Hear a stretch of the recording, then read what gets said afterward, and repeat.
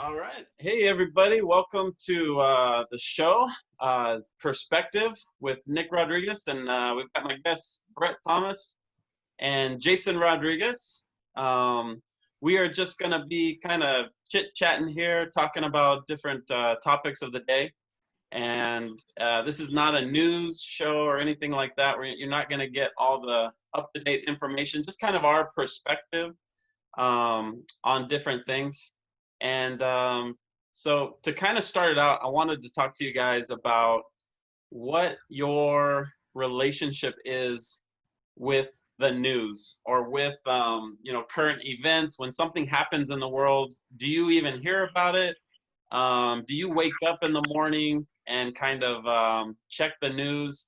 I myself, I'll tell you a little bit about kind of why the show came about. I can't stand the news in a sense. I don't listen to any of it. I don't watch any of the like Fox or I don't even know what the shows are. MSNBC. I really, not that I don't want to know what's going on, but I can't handle, at least not until after like afternoon. But I can't really handle a lot of it's whiny and negative and just I hate Trump or I hate Biden. I would love to find a place and I go different places to get information, but I would love to find a place where people just kind of, talk with a loving heart towards one another, even if we disagree. So I kind of wanted to provide that for people to kind of have a place to come and hear different. I actually have no idea, a little idea maybe of what Bret will think on certain topics or Jason, but I'm excited to learn. I'm excited to hear from you guys. And so that's why we're here, to kind of gain perspective on different topics and stuff. So Jason, why don't you start us out? I know you like to start your mornings with coffee. We talked about 3 hours on your podcast about coffee. So no, it was a good 40 minutes. I loved it. It was very interesting. If you're interested in coffee, go check that podcast out. But, what is the news? I kind of mentioned the topic today and I kind of got the feeling that you didn't have the timeline. You didn't have all the facts, memorized. And so what does the news look like to you? Do you wake up looking for the news or what? Not at all. Yeah. No, not at all. So, as a matter of fact, I just got a television. My Missy's dad and family came by last week, and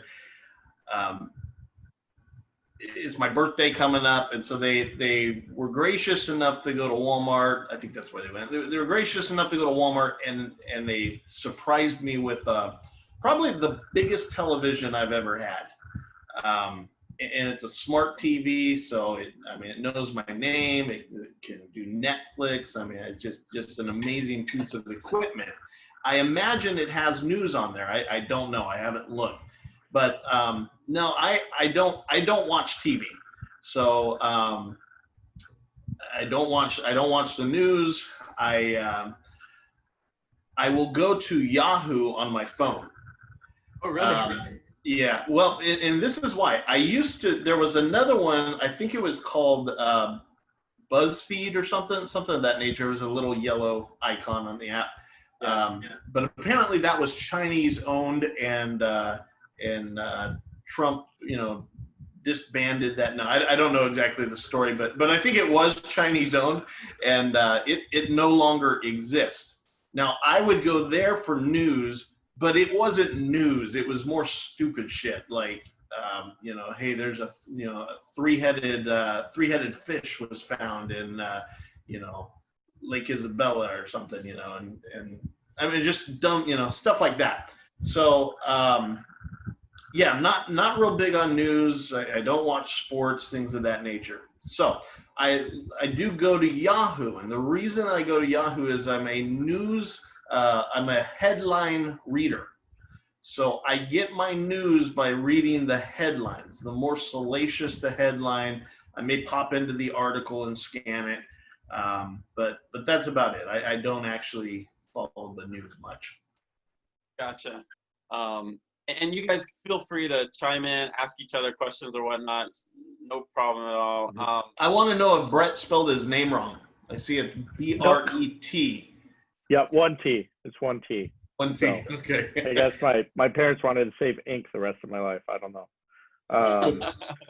But yeah, I'm actually the exact opposite. So I don't drink coffee. My wife gives me a hard time. I think I'm the only male above 30 in America that doesn't drink coffee. I think I'm the last one left. I'm a dying breed. But yeah, I just never liked coffee. But I do really follow the news pretty well. And I don't know, just hearing you guys talk about it, I'm like, I don't know why I do it so much, because I think this is like the first conversation I've had with people about it other than like immediate family. Okay. Right. I think so. For me, I just like to be educated and know where I stand, and not in the sense of, changing someone's mind or debating about it. It's just like, I just like to know where I stand. And that kind of happened in my 30s. I started to become a lot more political. And so I get it from a few different places. I actually watch both those. I'll watch Fox News and CNN because they're on either side. Yeah. And then I land somewhere in the middle, right?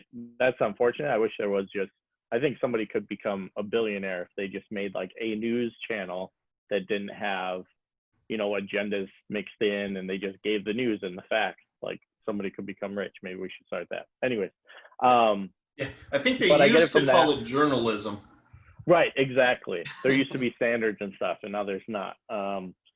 So, and then I also, like everybody else on YouTube, I found guys that I like and I typically agree with. Not all the time, but like I'll research the news story, especially now there's a video of everything that happens. So you watch the video and then I'll hear commentary.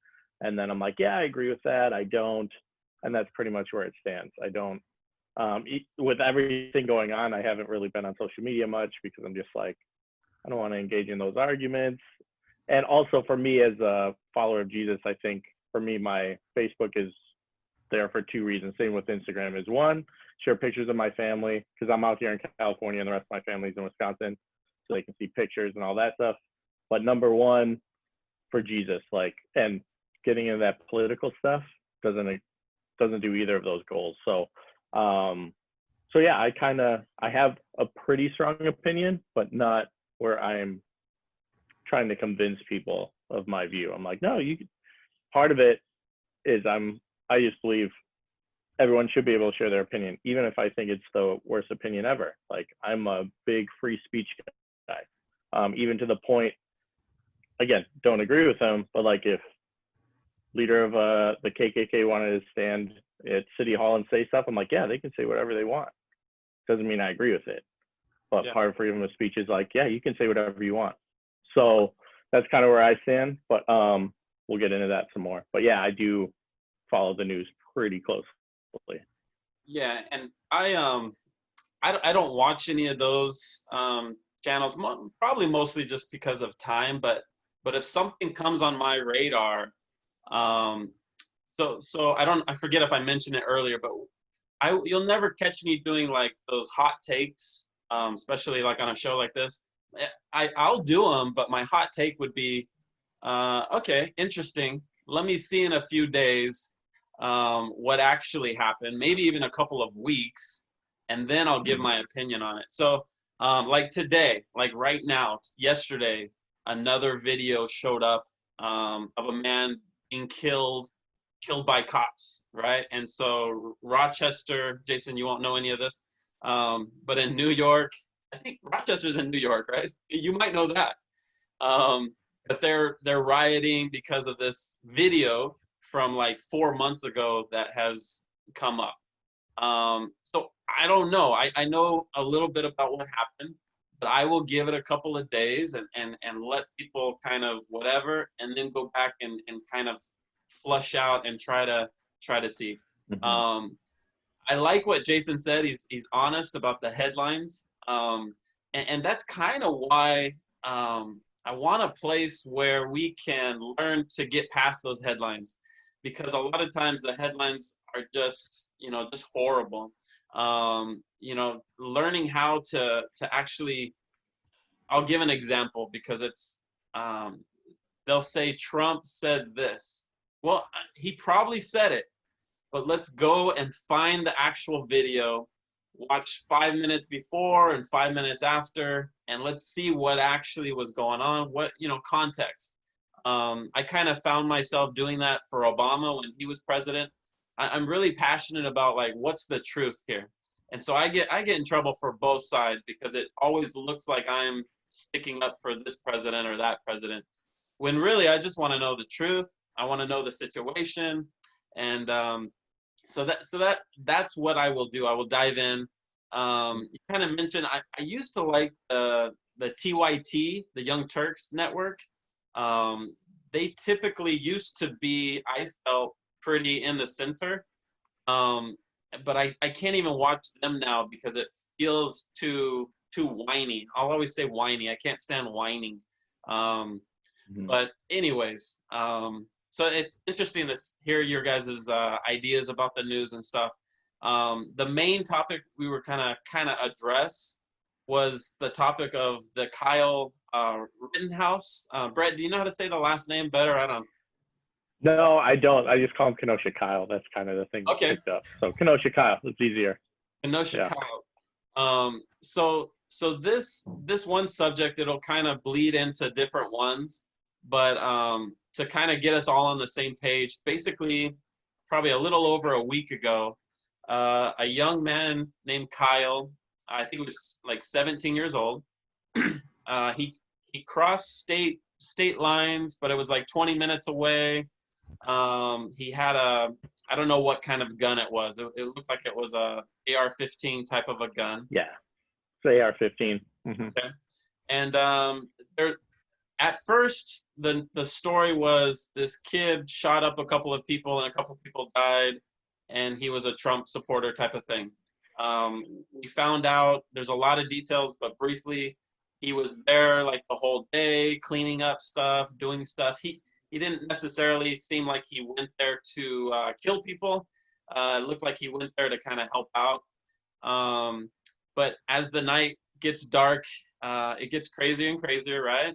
And he got himself in a situation, and it on different sides of the story. Some sides say he was self-protecting himself, and he killed a couple of people. He was attacked by a skateboard dude. So it's kind of chaotic. And so that was kind of the situation. We can get into details or whatever, but hearing that information, we'll go back to Jason again. What is kind of your initial ideas or thoughts when you hear something like that? What is concerning to you? What do you want to find out about more? And kind of talk a little bit about what is your experience with like guns, or what does that trigger in your mind? Well, I was laughing as you threw out the term, out the name AR-15. Yeah. Because I imagine you have no idea what that even is, and you're just kind of taking a shot in the dark there, and you happen to be right according to Bret, so that's pretty good. I thought that was funny. I know what it looks like. I would love to have one, but I don't think in California we can have one technically. So I don't know. Bret might know that. Well, I have one. It's but it's still in Wisconsin. So okay, my dad's actually going to bring it out at some point. But yeah, I have an AR-15. I've never fired it though. I got it on my second deployment. A group of us, there was somebody selling a bunch back home, not in Iraq, but we ordered it while we were in Iraq. Yeah, it didn't cross countries or anything like that. We ordered it from America. We got like an engraving on it. So it's more of like a trophy for me. I've just never fired it. But now that I have 15 and a 14-year-old boy, I'm sure once it's out here, we'll go shoot it off some. But yeah, sounds good. So my initial reaction, I don't remember my initial reaction, to be honest with you. There's so much of this stuff in the news right now. I mean, we live in a pretty volatile time right now. So seems like every couple of days there's something new, and part of why I don't engage a lot with the news is because it's so negative, and there's all this junk going on. So I don't like to keep up on that type of stuff. So I don't know what my initial reaction was, but after I thought about it a little bit, and you were over at the house the other night, and Michael was talking about it. I think that's probably the first time I really was thinking about it. And you mentioned right now something that the kid was 17, and so I think my initial reaction is really like, where is this kid's parents? And I don't know. Yep. Maybe the kid was there with his dad. I don't know the answer to that. But that is my initial question. Like, where is this kid's parents that he's out there? Now, my dad always told me growing up to be home early, that nothing good happens at night. Mm-hmm. So I mean, this kid, I don't know anything about the kid, so maybe he's an orphan. I don't know what his background is. I don't know that he's a bad kid, so maybe he's a good kid. Maybe he's out there volunteering, like you said, and trying to do good. But that was my initial reaction: is where is this kid's parents? Because it just doesn't seem like a good idea to me to put yourself in that situation. 100%. There's a lot wrong with that situation, where as a parent, and I've got 4 kids, as a parent, I would not want any of my children to be there. I've got adult children, and they can make their own choices and their own decisions, and I still wouldn't want them to go put themselves in a position out there on either side, whether they're out there protesting one side or counter-protesting the other. It's not a good situation, in my opinion, to be out there. Yeah, I actually went a long time ago, a couple months ago, when the first kind of riots started happening. I have 1 adult kid. I have 5 total, but my oldest is 18 now, and I leave my kids alone. They by the time they're 18, I've parented them. They make their own choices. And so I hardly ever do this, but this is the one time that I actually texted him. I talked to him a little bit about that situation and kind of told him what your dad had told you. Just be aware that this is happening. At that time, I thought Fresno was going to get crazy with all this stuff. I'm glad it hasn't. But I told him he works at KFC, and I don't know what time he would get off at night, but I just let him know, what was going on, and kind of encouraged him the same thing. Just make whatever you want to do it. But I know kids like to go have fun, and you can get sucked into things and end up at this riot. So same type of idea as yours. You mean peaceful protest? Mostly peaceful protest. Mostly peaceful. So before we get into killing. Yeah, before we get into that, let me ask Bret kind of the same thing. When first, what was your initial? So my first reaction is, I'm actually from the Kenosha area. I grew up in Twin Lakes, which is 15 minutes from Kenosha. And so just for context, my town was so small, we didn't have a movie theater. So I would actually have to go to Kenosha to see a movie. Okay. So a lot of my friends still live there and everything. When I was in the National Guard, I drilled out of Kenosha. So I'm very familiar with that area. And so just for context, when I heard on the news, my initial reaction was, I was like, how is this happening in Kenosha first, right? My hometown, how's it happening? But second was kind of the misrepresentation of crossing state lines. I'm like, yeah, but. So just, again, for context from where I'm coming from, I grew up in Twin Lakes, and my first job was actually in Illinois. Twin Lakes was in Wisconsin. It was 5 minutes away. Yeah. And I was crossing state lines to go to work. It was just a fast food place. But so to hear that he was from Antioch and went to Kenosha, that's, for our perspective in the Fresno area, that's like going from, I live in Sanger right now, that's like me going to Clovis. It's 20 minutes, depending on which side of town you're going to. It's really not that far. Yeah.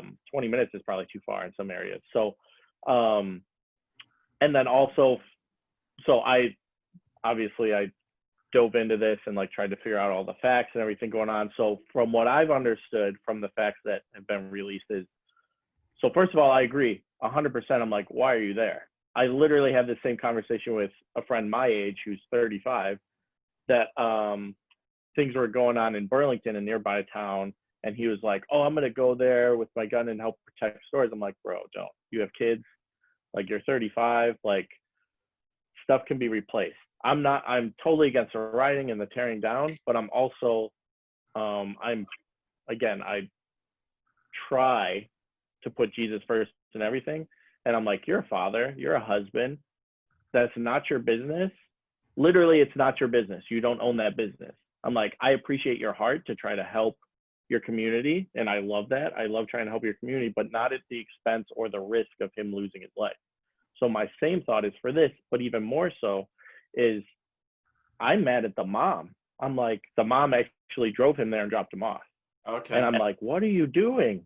Yeah. I've had this conversation with my boys, the 15 and 14-year-old, even just protesting. Yeah. We had there was a protest here in Fresno a couple months ago after the George Floyd thing. And for me, I was like, you guys can't go. Not till you're 18. If you're 18, do whatever you want. But until you're 18, I don't think it's smart. I'm like, you can have your views, you can have your opinions, all of that stuff. But until you're 18, I'm not comfortable letting you go down there and protest, right? Like, you're still understanding the world. You haven't even really entered the world yet. And so my perspective on Kenosha Kyle is I'm like, I'm mad at the mom. I'm like, what did you think an outcome was going to be letting your kid go where you know there's going to be protests, where the cops were already told they were going to stand down, and you're letting them go there with an AR-15? What did you think was going to happen? Yeah. Right? Like, common sense has to kick in. Like, at some point you have to realize I'm putting my child's life in danger by doing this. So that's my number one high passion, is like, I'm mad at the mom. I don't know about the dad. I haven't heard anything about dad, if he's around or if it's a single mom. I don't know.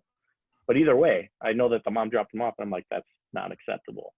So going further into it, a lot of these situations, I describe it this way, is it's a turd sandwich.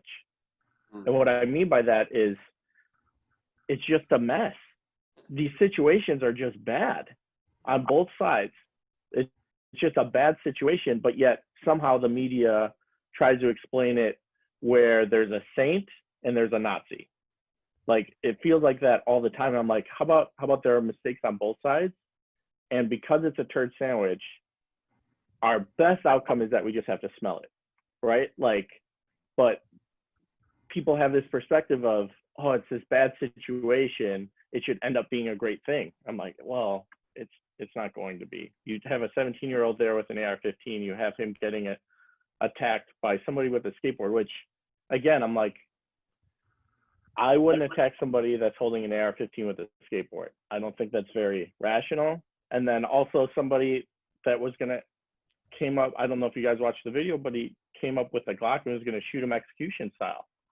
So when it gets to that point, I'm like, first of all, Kyle shouldn't have been there. Should not have been there. And then none of this happens if he's not there, right? At least this situation, maybe it was another one, but at least in his situation, it doesn't happen. But number two is when he gets attacked, what is he supposed to do? He gets hit with a skateboard, a dude comes up at him with a gun. And also, even with all that, I'm brokenhearted that people died. That's terrible. Or even that the dude got shot in his bicep. I'm like, all that's bad. I'm against all of that. But it's also, I'm not going to fully defend Kyle because he shouldn't have been there. And I'm not going to defend the people that attack Kyle because you shouldn't attack somebody who has a rifle. Like, sometimes I feel like the personal responsibility aspect is lost in the narrative that the media is trying to promote. I'm like, no, there's failures on both sides. There's personal responsibility failures on all sides. And this is the consequences we end up with. But to say that Kyle was out there looking to shoot people isn't true. But it's also like, it's not totally untrue either. You're going to do a protest with a rifle. If you weren't looking to shoot people, you wouldn't have brought a rifle, right? But it's also, I'm not saying he was out there trigger happy, just trying to shoot people either. That's not true. It's somewhere in the middle. He actually had a very good trigger control and discipline. Just just putting the gun on the guy's bicep and shooting him there was I mean, I was kind of impressed with a 17-year-old out there in that situation, constantly leaving, trying to get away. But yeah, just a horrible situation with him being out there. So it kind of sounds like we all can kind of agree on that, is that it wasn't a good idea to be out there. Have you guys thought about when is the time? I'm going to wait for that thought. I'm going to go back to what Bret said. I remember myself as a young man, probably in my early 20s. And even at that time, I would put myself in positions that I shouldn't have. Like, for one example, I had probably 3 or 4 little kids at the time. I mean, like 1, 2, and 3 years old type of thing. And we're going to the DMV and back in Porterville. Jason's from Porterville as well. And it wasn't in the best neighborhood. It was kind of like bad neighborhood. And then the city, like the downtown would start, or the main street. And as we were walking in, there's these 2 guys in the street about to fight, or they were probably fighting. And one of them had a shovel. And the shovel guy, it looked like he had the upper hand. And what my knucklehead does is I run over there and get in the middle of it. And my kid's mom is screaming at me at this time. She runs into DMV and calls the police and stuff. But here I am. I'm a passionate Jesus lover. And at the time, I'm like, I got to do something. And but now, kind of what Bret, you were talking about was, I've gotten to the age where I don't do stuff like that anymore. Certain situations I can see myself doing something, but most of the time that's not my business in a sense. I have kids. I have to throw that into the equation. So do you guys have an idea, or what are you guys thinking about? We've been very lucky here in the Fresno area. Is there ever a time, or what do you guys feel about people actually going out and protecting, their property or their situations with guns and stuff? Do you guys kind of, what are your ideas on that? What do you think, Jason? Okay, what's your actual question? Because Kyle went out there with a group, and their idea was to like protect. I think they knew somebody or something. They wanted to protect like this store, say. Yeah. Do you think there's ever a time to start doing that? Would you ever consider like arming yourself and start protecting your community if the police refuse to do that? Gotcha.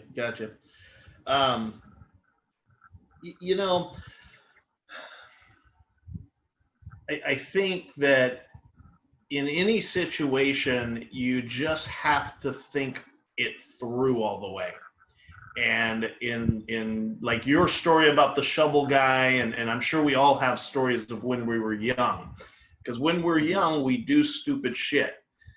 And part of the reason that we do stupid shit is because our brain is literally not developed to the point to where we can make the best decisions. And that's why we do stupid shit. So as we get older and our brain develops, we do less of that. So to answer your question, I'm unlikely to go out and protect somebody else's business or property from an angry mob. I'm probably likely not to do the same for my own property even. If I were a business owner, and only because as I think that situation through, I would realize that it's just stuff, it's replaceable, and my life is more valuable than that.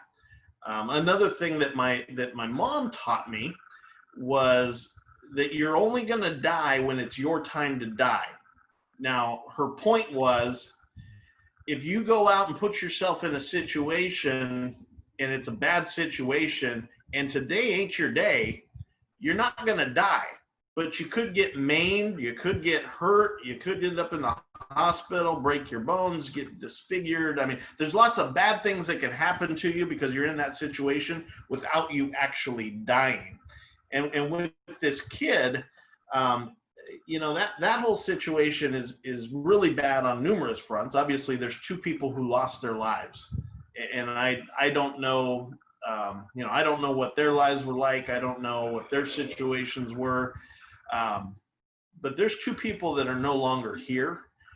And that's a tremendous loss for them. For, well, not, I mean, they probably don't care, they're dead, but it's a tremendous loss for their families, for those that cared about them.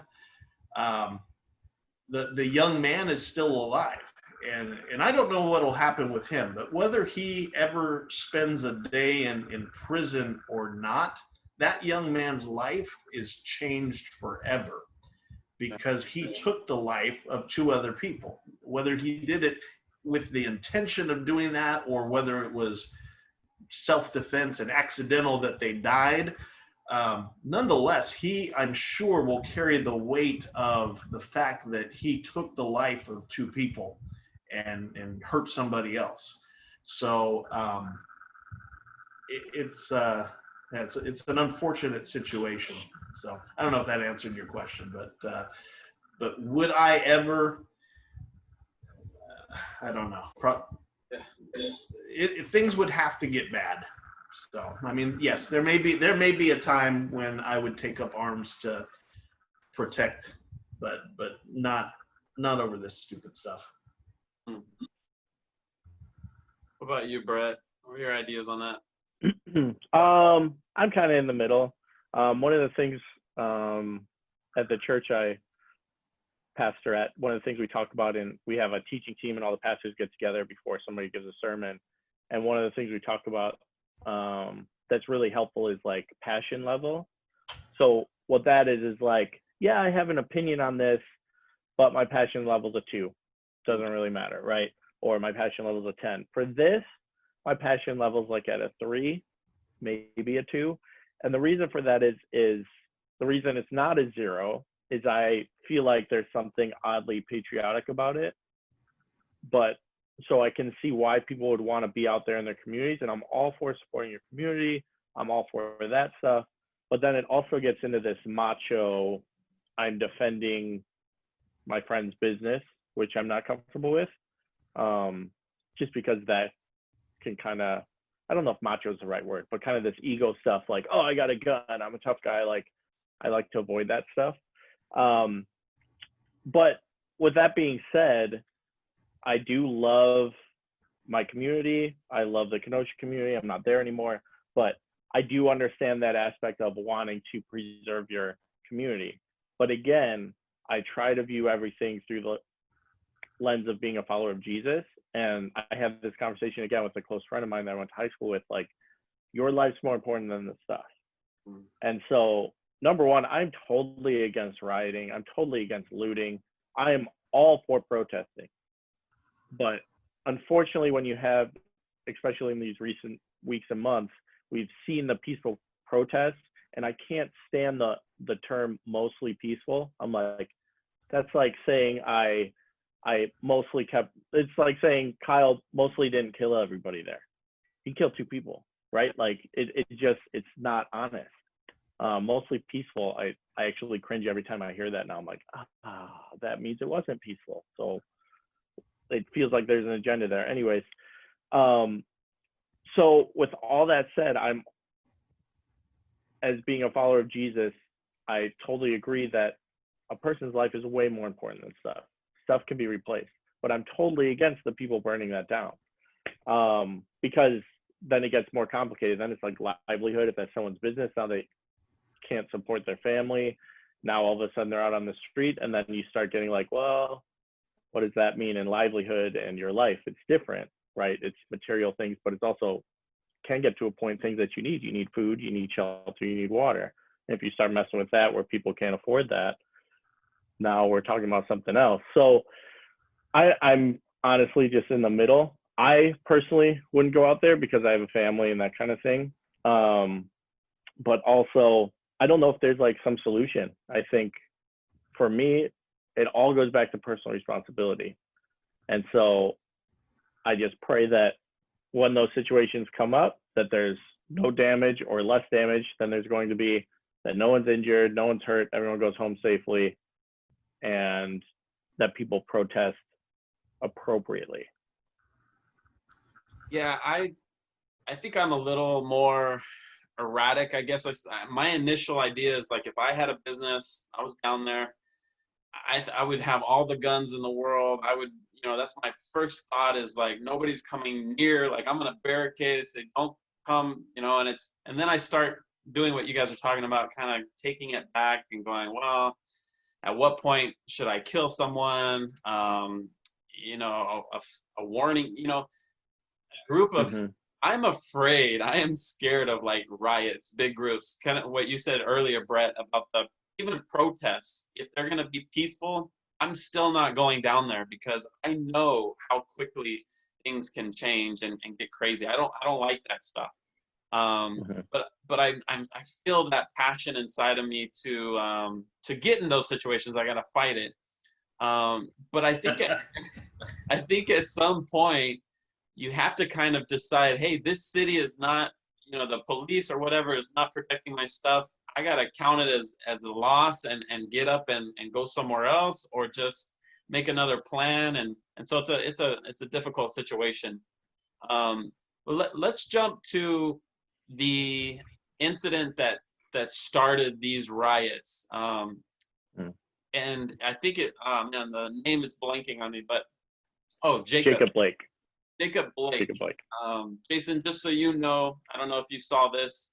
I was really trying. I was going to send you guys a video to kind of prep you on this, but I couldn't even find it. The incident that's on video is like 15 seconds, and I couldn't find anywhere online that just had the video. It always has this commentary or these ideas, and I kind of wanted to get your guys' ideas without that stuff. But basically, the video that we see is a man kind of walking around his car. The police are there. We don't know anything at this point, but they're trying to get him to stop. He's kind of resisting, and he goes and opens his door to his car, and he reaches in, and one officer shoots the guy 7 times in his back. So that was the exact story. The title that was in the news the next day was like, cops shoot black man in front of his kids 7 times, and perfect example. I waited a couple of days and said, well, let me see what's going on here. So a couple of things here. One of my kids posted a meme, and I thought it was kind of interesting because there's this narrative that just because you break or commit a crime, the police shouldn't kill you. And that sounds like a no-brainer. But my question is like, at what point should the cops actually kill someone? When should they actually shoot someone? Jason, have you seen that video at all? I have not seen that video, no. Okay. So let's start with Bret. What are your, I have my thoughts on this, but what are your ideas when you saw that video and stuff? So first thing that I appreciate is from you, Nick, what you said earlier about like waiting till all the facts come out. I think that's another problem in our media, and especially with social media and celebrities jumping on there, is people making judgments on a 15-second video. And then later, I don't know if you saw this one, but there's another video that was posted like 2 days later of the other side of the car where you can see the police wrestling with Jacob and trying to subdue him. Yeah. And so all this, again, I go back to my turd sandwich analogy. It's a turd sandwich, right? And what I mean by that is, number one, all the stuff Jacob was doing that got the cops called there, which I'll address in a second, bad. Shooting a guy 7 times in the back is probably excessive, right? Like, that feels excessive. So that's why I'm like, while it may sound like I may be defending one side or the other, I'm trying to stay in the middle. But with can I ask you a question real quick? And then I kind of want to push back or talk about that for a second. Maybe Jason, this is a point where you can kind of speak to. Is I agree shooting a guy in the back. Let's say this situation. We'll talk about the whole situation, but let's say it's warranted at that time to shoot this man. I don't know. They probably have rules. But if I'm shooting a guy in that situation, it's because I'm afraid he's going to shoot me or shoot others. I'm going to shoot him 7 times. And I don't know if that's excessive. Do you know what I mean? What do you think? Yeah. And I think, so, oh, sorry, go ahead, Jason, you want to go? Yeah. I'm just laughing because I'm thinking of Nicholas. He's going to keep shooting until the guy stops moving.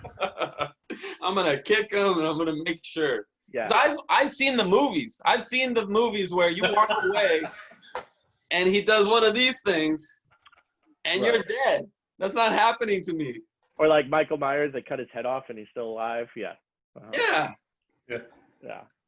So I don't know. No, I mean, for me, so just being in the Army and all that stuff, for me, if I ever point a gun at somebody, it's to kill them. Yeah. It's not to injure them. It's not to do that stuff. Like, that's the point of a weapon, of a gun, is to kill somebody. So for me, I'm like, when I hear like shoot them in the leg, there's even videos of police, like body cam videos of, I remember this guy was on, I think it was PCP, something like that. And he got shot in the leg 3 times and he's still coming. Yeah. Like, there's this misconception of if you shoot somebody in the leg, they're done. They can't walk anymore. Like, well, yeah, if you hit them in the right spot, maybe, but it doesn't just automatically like, oh, you know, like when your kid's like, I got you in the leg, now you can't walk. Like, it doesn't work that way. Yeah. And same with, I think there's a misconception of, I don't know if you guys have ever sparred or anything like that, any kind of wrestling, but it is hard to subdue somebody.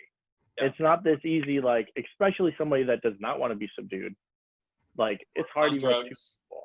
Yeah, or if they're on drugs. I don't think anything's come out about Jacob being on drugs, so on this situation, but it's like, yeah, 2 cops tried to take him down. They tried to use the tasers, they failed. And if you look at that first video that came out, they already have their guns drawn. Yeah. And he is completely ignoring them. And so for me, it goes back to personal responsibility. Like, at some point, there has to be an understanding in our society that if you get to this line with police, if you are clearly disregarding their orders, at some point, you're putting your own life in your hands.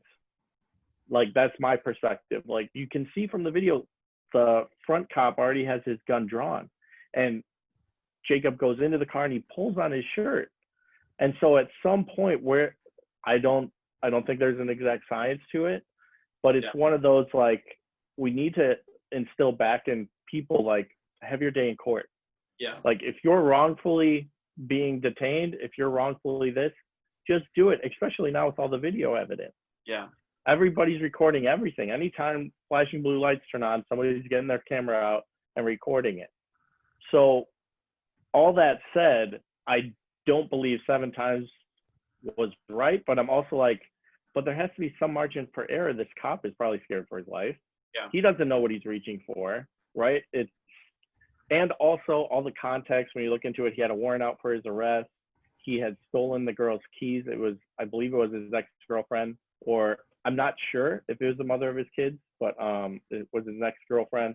And it was also, he had sexual assault with a 14-year-old, I believe. So it's like all of these things, but yet the media, again, tries to make him out to be this hero and the cop out to be a bad guy. And I'm like, I don't think we can never talk in these situations in absolutes, right? Like, I don't know anything about the cop. I hope he's a good guy, and I hope the guy that got shot lived, which he did, as far as I know now, which is good. You know, let's look at the positive in it, that he's still alive. That's good. But it's just a mess. And there's people wrong on either side, but my problem is people jumping to conclusions and making it fit a narrative. Like, we saw this with the NBA. I'm a huge NBA fan. They went on strike because of this. And I'm like, of all the things to go on strike for, like, my heart breaks for everyone involved. Like, the kids, that's terrible. The kids were in the car. And he's getting in the car. What if he's trying to drive away? And now he has the kids in there? Like, all these things, and the cops have half a second to make a decision. And then there's also, they went on strike, and my heart breaks for the girl that called the cops on him, right? Like, now all these NFL players are putting Jacob Blake on their helmets. Like, what about that girl that was assaulted by him, or that was having her keys stolen from him, and now he's being made into this hero? Like, how does she feel? That's got to feel terrible. So it's just, all of it's just bad. And so again, I'm not defending either side. I just think it's important for us, as you said, Nick, like to take a second, gather all the facts, and then come to a conclusion. But I don't think anyone does that. Yeah, I think where I come from is I want the truth. I am not Republican. I am not Democrat. I'm me, and I don't want to be persuaded, but I want the truth, and I'm going to answer what I think is the truth. And we're actually, the next topic I want to touch upon is the sports and that stuff. But before we go there, Jason, what's your kind of perception? I know the other night we kind of we didn't get into it because something happened with your car and you had to take off and stuff, but we were kind of talking about the cop situation. I liked, we don't have to talk about that. But Bret, I liked what you said is I think the honest conversation is, when is that point where we do not expect the cop to sacrifice his own life in situations? Or maybe that's what we as a community want now. Is that what we're saying? Are we saying that at no time, in no instance, can a cop use lethal force now? And so that might be a topic for something as well. Jason, what's your initial ideas or thoughts around a situation like that we kind of described? So, like I said, I didn't see the video of that, but I am, now that you guys have been talking about it, I am familiar with that story. And Bret said something that actually made me think. I don't know, but I could see where this guy is in this situation, and the cops are telling him to stop, and they got their guns on him, and he was black, right? Yeah. Okay. I could see where this guy's thinking. I mean, he could see how this is going to play out. I mean, if I'm that guy, I know how this story ends. It ends with them shooting him, right? Like, I mean, that's how it happened.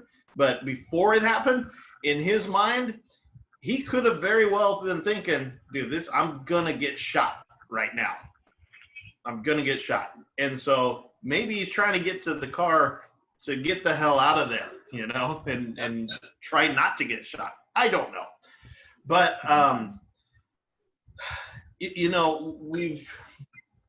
I've had my own run-ins with the police and been in situations where I felt like they were wrong because I ain't never done nothing. I shouldn't say illegal, but I've never done anything in those situations where it warranted the response that it got. And I want to be careful with this because, I have a brother that's in law enforcement, and I certainly don't have a disrespect for law enforcement, but at the same time, I do understand, because I've experienced it personally myself, that there is an element out there within the law enforcement community that isn't always the upstanding, do the right thing enforcer of the law. There are people, and whether they're bad all the time or they were just bad in the situations that you hear about on the news or that I've experienced personally, I don't know. I mean, I've done shit myself that I'm not proud of, and I wouldn't say I'm a bad person, but I don't know. So I am leery in situations where I'm getting pulled over or a cop is confrontational. I myself am leery of those situations and just want to get the hell out of there. And I don't know if that answers. I think that's a totally natural response. I don't think anyone likes getting pulled over or even interacting with the cops. I'm sure even guilty or innocent. I don't think anybody does. And I agree that not all cops are good, but it's also not all of them are bad. And there also needs to be kind of this, obviously in a utopia, all the cops would be perfect and make the perfect decision. They'd have non-lethal, no one would ever die. When they have to make an arrest, they make an arrest, all that stuff, right? But it's also, I totally disagree with the defund the police. I actually think I do agree with some police reform for exactly what you're saying. Like, weed out the bad apples, the ones that are just bad, that have a bad record, that have all this paperwork on them. Yeah, we should get rid of them. But also, I think we need to not retrain, but give more training to the police, because in many instances, we're asking them to be a social worker. We're asking them to be a counselor, sometimes even like a pastor when they show up to some of these domestic disputes. And some of these guys aren't equipped for that. And that's not their fault. That's our fault as a society for putting them in that position, right? So for me, I'm like, I don't know how this would work, but I'm like, yeah, if you have 5 shifts as a cop, 4 of them should be on the street. 1 of them should be further training in some kind of area, some kind of social work, or something that's outside of the police academy that they get for the few weeks before they become a police officer. I don't think it's realistic to say that all cops have to have 4-year degrees, just based on the statistics, how many people actually have a 4-year degree. Then all of a sudden it's like, are we going to police a whole town with 12 people? You know, like, I don't have the numbers on me, but I think, yeah, reform is needed. But I totally agree. I don't think all cops are good. I don't. I think there's definitely some bad ones. And we saw that with the George Floyd, like having your knee on the dude's neck. At some point, you have to be like, I've been on this guy's neck for a long time.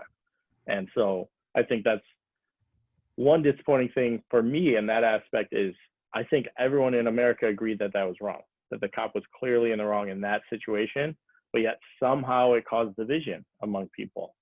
And so for me, I want to see ways we as a country and as a community, and especially as the church, can come together and unite for positive good, not destroying everything and tearing everything down and calling people names and that kind of stuff. But anyways, went on a tangent. Sorry about that. No, you're good. And we can go wherever this goes. Don't worry about that. I think that's a good tangent, actually. Sorry, not to interrupt. Yeah. Well, I will interrupt because I think that's a good tangent because, something like that George Floyd thing happens, and it's a spark that sets off this other, this movement, right? But the rioting in the world that we see that it's devolved into today is unfortunate. What would have been nice is if that would have been a spark for discussion and real change. And I haven't looked into the defund the police thing, but I think it's bad marketing because defunding the police, I don't believe that that's really what they're necessarily trying to do. I think they're trying to reallocate funds from here to this basket over there to some of the things that you're talking about. So I think part of it is lost in the nomenclature that they're using. But nonetheless, it would have been fantastic if an event like that had sparked the conversation where different groups could come together and say, you know what, this is a major issue in our community, across the nation, and in lots of communities. And we need to get our police more training, or maybe the answer is we need to get more social workers that can come and be involved in domestic disputes. I had police show up at my house one evening for a domestic dispute. Apparently a neighbor had called, and actually they were just in the wrong place. And so this is kind of sad because they were literally in the wrong place. We're dead asleep. It's 1 o'clock in the morning and there's banging on my door.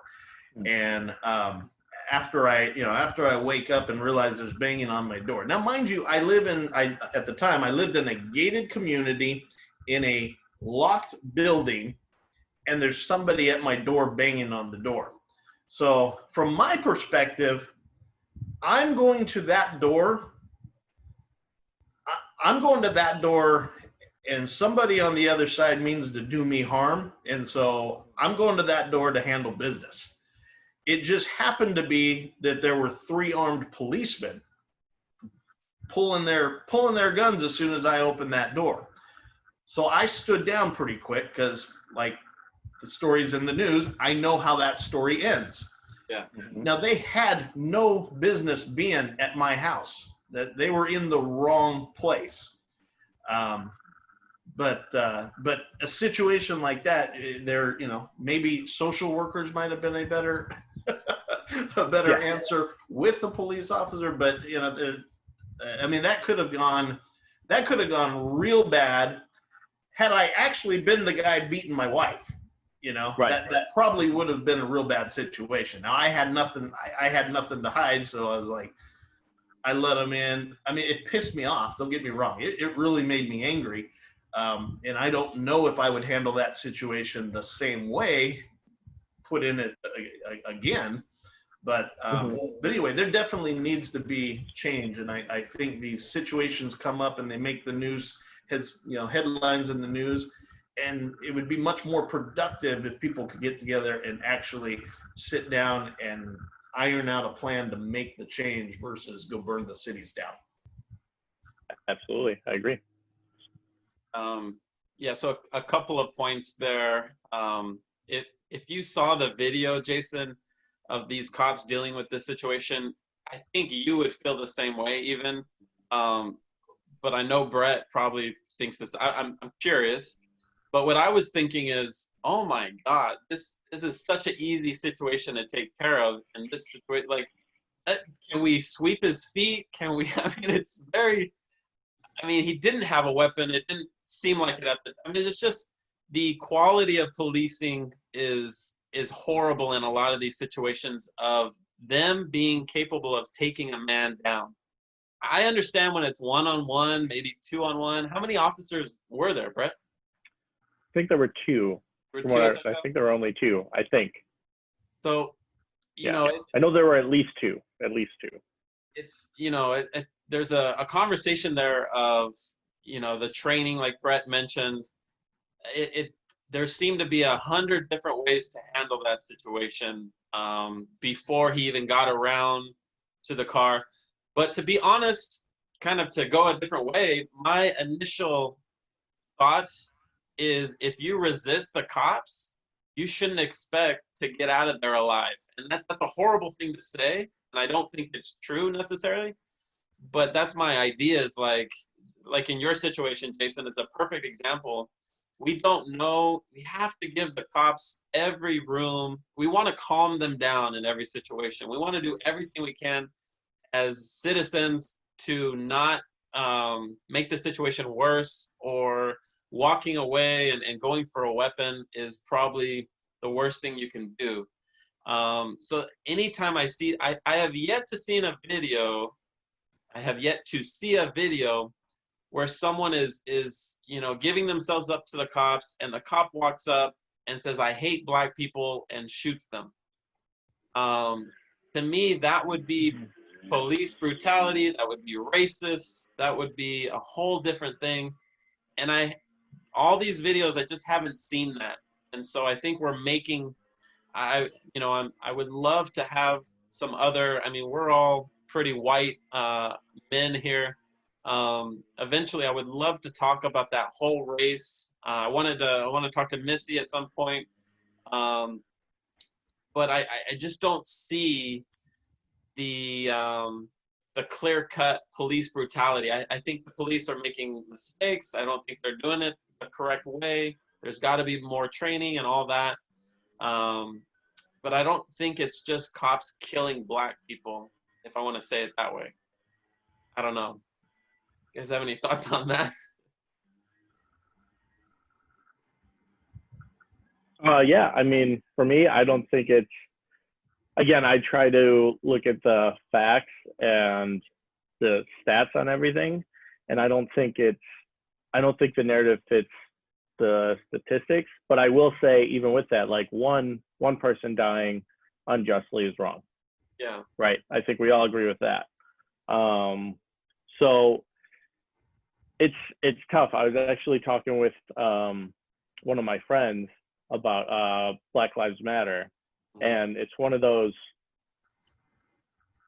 They're pretty brilliant with how they did this, and what I mean by that is just having your organization named Black Lives Matter. If you say you're against Black Lives Matter, now you sound like you're racist, right? Even though like you cannot support the organization, but still say the statement like, yes, I believe Black Lives Matter, just not the organization. Like it's pretty brilliant. Like whether you're for or against them, that's really brilliant how they did that. Yeah. And I don't even know if that was intentional. It probably was, because to have it be that well put together. But even with that, like I don't see America as overtly racist. Are there racists? Yes, absolutely. Should we do something about it? Yes. And even when we expound on that and talk about systemic racism, I don't see it, but again, I'm not an expert. I've had conversations with my wife where she says there are some things in the educational system where there is some systemic racism. I'm like, okay, and I'm of the belief like, yeah, let's find those instances or those practices. I think we're kind of at a place in our country where there's not really people that are racist in the sense of overtly, like you just said, like, oh, a cop doesn't come up and say, I hate black people, shoot, like, that's probably not going to happen. It'll be much more subtle, right? Yeah. That's what I mean by that is like, are there racist people? Yes. But it's also one of those, it's much more subtle. And so for me, when we talk about like America is racist, I'm like, okay, let's find the instances and let's fix it. Yeah. Like, let's do that. I feel like there's, we much of the narrative is everything's racist. I'm like, okay, that's not true. I don't believe that's true. But like, are there instances and possibly practices, and I don't know of any laws, but are there any laws that are racist? Then yeah, let's fix those so that people can feel like America isn't racist because we fixed these things. So again, I'm not an expert on any of that, but like, I'm like, yeah, that's something I would protest for if there's, a law or a practice in any system that is racist, then yeah, we should fix it. I guess to Jason's point is just because I don't think it's true necessarily that all these cops are racist, but it doesn't mean that a lot of people don't feel that. Or like in that situation, like Jason was saying, that man might truly believe because I'm black, I'm probably gonna get shot here. I gotta get out of here. So that has to go into the training of the cops as well. To we have to be aware of that also. So, anyways, I think we kind of talked about that. Let me skip jump to the kind of the topic Bret brought up. Is I think Jason, you mentioned that you don't watch sports, but I know you like basketball and stuff like that. Has any of the boycotts, has any of the politicizing of sports, people are talking about that, has that affected your desire to watch it? Has it affected the amount that you pay attention to it? Have you written it off? What's going on with the sports world with, we'll start with Jason. Yeah, so it's I'm a big basketball fan, and it is playoff time right now, and I'm a Laker fan, and the Lakers are in the playoffs. There's two things going on right now. So we've got the COVID mess to where they're playing in this bubble in Florida. So I think that kind of screwed things up for me. I literally have not watched. I don't think I've watched almost any basketball since the COVID thing, right? Like I went to a game pre-COVID, but since COVID, I've not watched any basketball. So part of it is COVID related. But yes, LeBron James comes out with his comments and stuff, and it does turn me off. I think a few years ago somebody made a comment and said, just shut up and dribble. And that was, very, very controversial.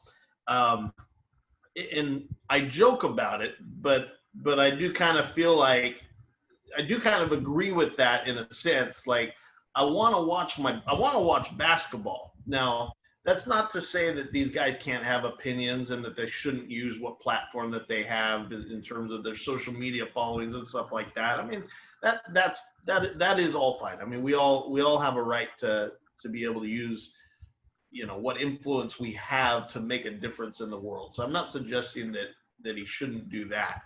But by the same token, I also can feel how I feel, and if he wants to make his comments and disrupt the playoffs by going on strike, I can be upset about that and choose to not watch it and not participate. So yes, it does bother me, but I mean, I think he's okay. I mean, they can all make their stand, but I can too. But you have literally not watched. Let's go back to the COVID thing. What was it about that made you stop watching it because of that? Was it just they quit playing? Yeah. I mean, they quit playing for months, and then I literally, I mean, I haven't watched the game, so I literally have not watched the game. My buddy was telling me that it's, in my mind, I think it's going to be weird watching a basketball game and there are no fans, empty stadium. My buddy was telling me, no, it's all right. They put the noise in and stuff, but I haven't done it. So I don't know. I haven't even tried. Gotcha. Bret, do you watch any of the basketball stuff? Or? Yeah, I'm a huge NBA and NFL fan. Unfortunately, I'm a Bulls fan, and we're a dumpster fire, so we're terrible. We didn't even get invited to the bubble. That's how bad we are. But I still have been watching. And sorry, I am a Laker hater, so I'm rooting against the Lakers. Sorry, but yeah, all that. I mean, I think I'm in agreement with you. They should be able to say what they want, but it's also like leave sports alone. Like, I feel like they've really dropped the ball, especially the NBA, and I'm concerned about the NFL now for various reasons, but I feel like the NBA specifically has really dropped the ball in an opportunity to unite people.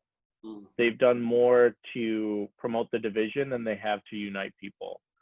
And what I mean by that is, like, I'm fine with, whatever, put Black Lives Matter on the court, that's fine. You want to put stuff on the jerseys, which they did, okay.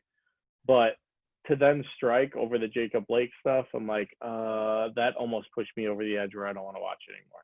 I remember the day that happened, I was like, well, maybe I'm done with the NBA now, because I just want to watch sports. I want it to be an escape. I even went through this a couple of years ago. I was a huge ESPN fan, and they were getting way too political for me. It seemed like every fourth or fifth segment on these shows that I liked, they somehow brought up the president. I'm like, I don't want to hear about the president. I don't. I want to hear about, James Harden and the Bears, and are the Bears any good? Or, like, I want to hear about that stuff. I don't want to hear about the political stuff. And so for me, and also I just think the NBA is a bunch of hypocrites, to be honest. I mean, because a year ago, I don't know if you guys were following the whole China thing with the Hong Kong rebellion, and nothing. They didn't say anything. And that's actual human injustice, people being killed, slaughtered, all these terrible things. Didn't say anything because they would have lost billions. And that's coming from somebody, I'm like, okay, if I'm LeBron James and I'm in that place, I would probably hesitate to say something too. Just being honest. I'm like, oh wait, we could lose like $10 billion if I speak against communist China. I'm like, I should probably be smart about this. But my problem is the hypocrisy. It's okay, if you're not going to speak about that, that's fine. Again, I'm like, you can have an opinion, you cannot. I really don't care what LeBron James's opinion is about the president of the United States. I don't care. Everyone can have an opinion. I basically care about his opinion as much as I do as somebody I've never met. Just being honest, I don't care. But my problem is the hypocrisy is to say that, but then take such a strong stance on something like Jacob Blake, where I feel like, okay, it's not as black and white as you're making it, and you're making huge overstatements, and you're actually lying because you're speaking mistruths about what actually happened. And so for me, that's where I'm like, I don't want to hear anything LeBron James has to say about anything anymore because of that hypocrisy. I'm like, if he would have said something about China, even if I disagree, I'm like, cool, but you're being consistent. He's not being consistent. And so that's my problem with that. But all that said, even after they went on strike and everything, I still watched the games last night. I watched the Bucks get destroyed. So it's I just love sports, and I even make this joke, and I say it in jest, but I'm such a diehard Bears fan, Chicago Bears fan, that like if the owner of the Bears came out as like some kind of serial killer, I'd probably still be a Bears fan. Just being honest, like it would take a lot for me to not be a Bears fan anymore. So I'm one of those rare where it's like I'm gonna watch no matter what. But you can tell from the NBA ratings, people are tuning out. They don't want to hear this stuff. The ratings are the lowest they've ever been, which is shocking because everybody's at home with COVID and starving for sports. So it's, I think it's actually worse than just what the ratings are. You would think more people would watch. Even people that are casual basketball fans would be like, oh, it's sports, cool. But anyways, that's my tangent on that. It's the hypocrisy that I can't take. I think that's interesting because I don't watch any sports. I got the UFC fights a couple of weeks ago. That was the first thing I've ever watched in probably like over a year. I love sports. I just have so much other things going on that I don't watch any of it. But it's funny because I think you guys are pretty close to the same kind of feeling. I don't really care. Kind of what you're saying, Bret, but I just block it out unless during the game they're stopping and doing all this stuff. I mean, I don't care about that stuff. It really wouldn't keep me from watching the game. I think all the talking and stuff is typically on these news outlets and things like that. The hypocrisy, I can understand it. I actually can see why they wouldn't say something about China, kind of what you're talking about with the money. It doesn't bother me as much because I think it's two different issues. And so I can understand them wanting to be quiet and not upset, the purse, your boss, kind of. I think sometimes you have to choose your battles and choose what you speak about, and maybe they feel like this is a situation or a topic that they can have some kind of sway or pull, and maybe the other topic they don't feel like it would do any good. But that's kind of my idea. It doesn't bother. I agree that it is hypocritical. These big words get me sometimes. Big word. Yeah. But it doesn't bother me. I understand that. It wouldn't keep me from watching necessarily. But I have a question for you guys. You mentioned kind of the misrepresentation of things that are happening. Do you really think it is, or do you really think like most Americans, they really don't know the actual situation? Or do you think they're really trying to make something that isn't in those situations? What do you think, Bret? Yeah, I absolutely think that I don't want to say all, but 99% of media right now has to fit in some kind of narrative, whether it's CNN to fit into more of a liberal narrative or Fox News fitting into a conservative narrative. And that's unfortunate. I think I'm with you, Nick. I think it's important to get truth. I think it's important to understand the facts and the truth and then come to conclusions, gather the information, observe the information, and then come to a conclusion. And I think so many times people take facts to try to fit it into the narrative that it is misleading, I think.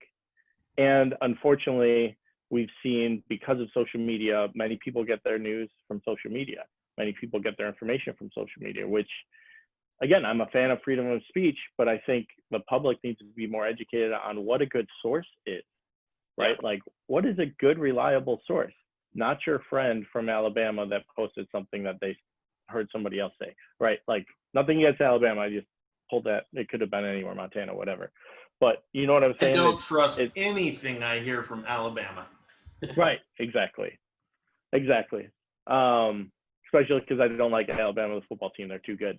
But anyways, like, it's just that concept. I think a lot of this is just, I think it all, actually, me saying that out loud, it makes me think about going back to the education system. Do we need to look at the education system? Are we not preparing our high school students to be well-rounded adults, to have common sense and like how to source well? I remember just me going to college. That was really where I started to understand like how to source well, what a reliable source is. Like Wikipedia, anybody can edit that junk. Like you can't. And I saw people, even people on social media that maybe I agree with, some friends of mine posting stuff and using Wikipedia as a source. I'm like, well, now you lost me.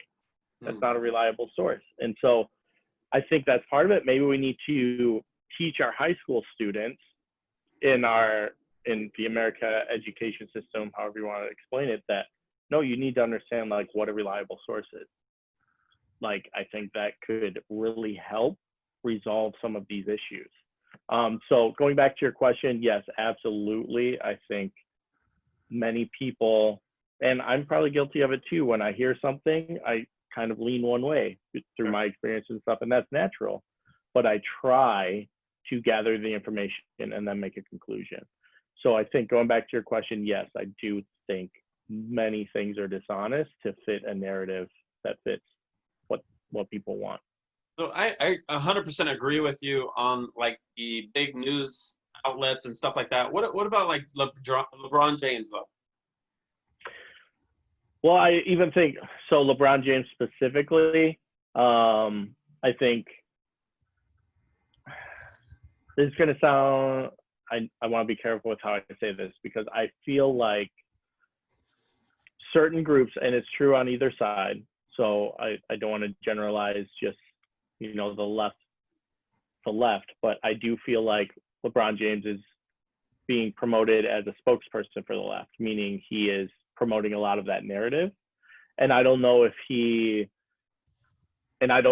So I don't know if he is educated or if he is actually just being told this stuff, or it could be from his experience. So I don't want to say like, oh, my experience is better than his. I don't know his experience with all that stuff.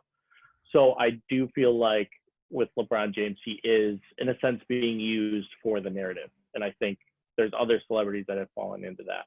Yeah. So like, for example, one person I really like is like Joe Rogan, because he kind of falls in the middle.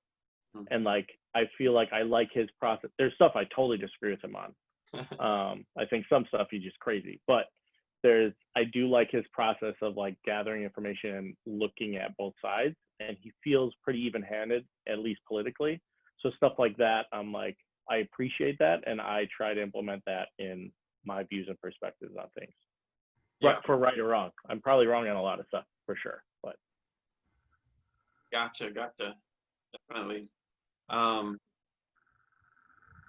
think I kind of understand your guys' perspectives on that. I just thought it was kind of, it seems like there's so many people upset with the political sizing. What's the word, Jason?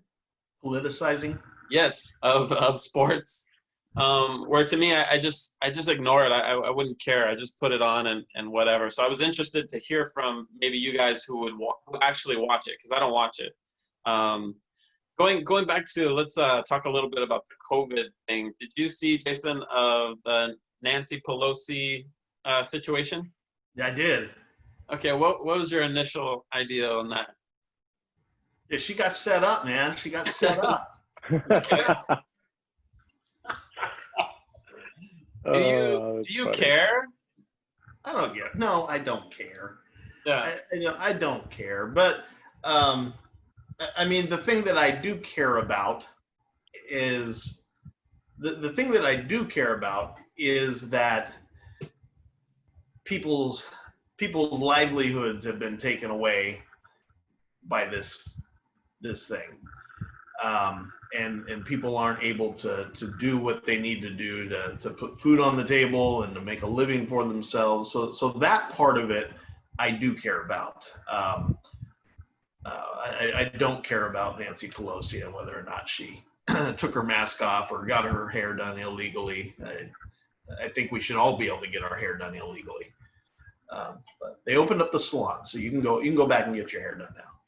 I think good for her. I mean, she did what we all want to do, right? You're right. She had an opportunity. Bret, what was your first ideas when that story kind of came out? I mean, for me, I'm just more, so full disclosure, I'm not a fan of Nancy Pelosi at all. I don't think she's a good leader, good policy writer, any of that stuff. So with that being said, that's kind of where I was starting from. But for me, it's just the hypocrisy stuff again. It just felt, for me, whether it was her or Donald Trump going to get his hair done in California, it's, whatever, liberal, conservative, whoever it was, if you're a policy writer and you're championing that things need to be shut down and it's not safe, but yet you're doing it yourself, it just shows elitism. Like, what's true for you isn't true for me, which I'm like, well, now I have a problem. And so for me, but honestly, with all that said, what surprised me the most is that people got so surprised. Right.